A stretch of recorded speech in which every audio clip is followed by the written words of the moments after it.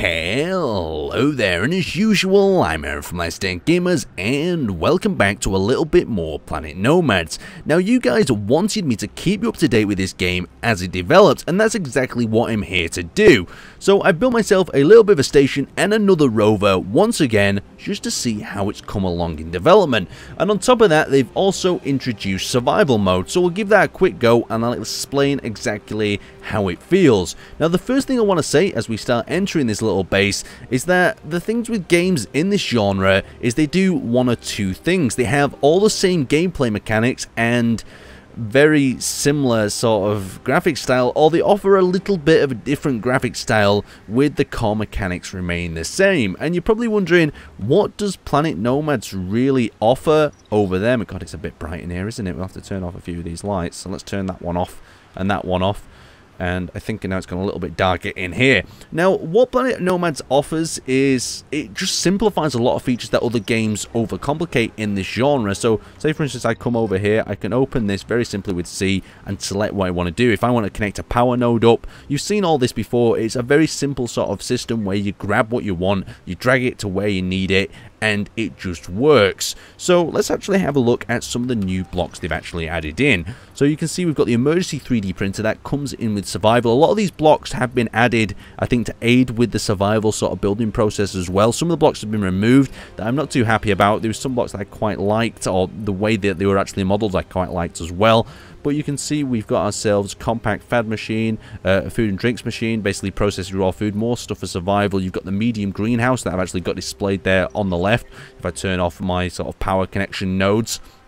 And we've also got our various med bays and a small armory there as well. So if I access that, you can see we can connect up the power. We can also rename the block like we could do before. And we'll continue out into the rear area where I've got another little storage crate that I've connected up with conveyors. Something else that seems to have a very common sort of familiarity where you can need to connect up various blocks to make them do things or sort of transfer items between them. We've also got a number of uranium reactors out there. We've got the beacon up the catwalk on the top, and I have to say I quite like Planet Nomads art style over other games in the genre. It's very futuristic, very sort of modern, but at the same time, the planets and the worlds kind of feel a little bit disconnected. I don't exactly know what things are, but at the same time I do, if that makes any sense. So, for instance, I know that's a tree, and I know it'll probably give me biomass, but I don't really know any further. And I kind of like that to such an extent where it makes you feel like you're on an alien world where you just don't quite know what things are, and you want to go and have a little bit of a look what they are. So you can see over here we've actually got a weird sort of creature,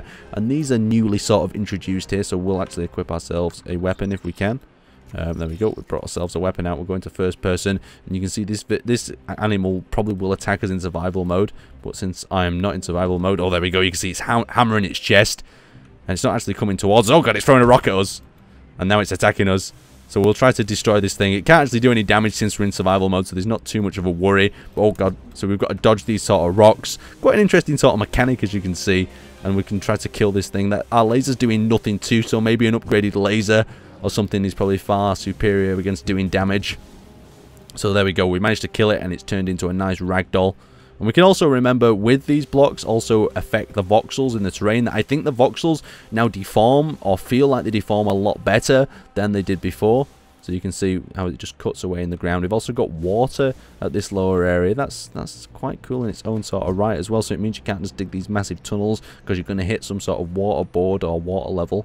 So can we interact with this thing? Let's see if we can get any parts out of this. No, we just basically dug it a hole and buried it at the moment. So there we go, now it's at the bottom of this grave. But some of the creatures you can get meat and biomass off for survival. So the last thing I want to do before we actually enter and show you the new survival mode is show you the rover. Now, the rover itself seems to handle a lot better. It seems to climb and move around the terrain better than it did before in the earlier builds that I quite like. But is it offering anything new over similar games in this genre? Not particularly. So is it enough to attract a new audience into this game? Well, that's kind of the debate. That's up for you. It just depends if you like the style and the art and the beat of the building process over other games in the genre. So as you can see, we move around here. We can see we just hit that rock there. Our wheel didn't really flex over that. But something that you will notice is the wheels are and sort of vehicles are a lot better at sort of traveling over the terrain. than in other games where they would completely struggle or just not be able to do a simple task like you'd expect. But anyway, let's park that up and we'll hop into survival mode. So the first thing you'll notice, we're inside some sort of a jettison pod that's going to impact into the planet. And it's quite a common way that games kind of sort of start off as survival in this series, so there's not too much new in this sort of department. And there we go, we've impacted into the ground. And then everything shows up. We can pop ourselves out the pod. We can see exactly where we landed. Looks like we've landed in some sort of forest environment.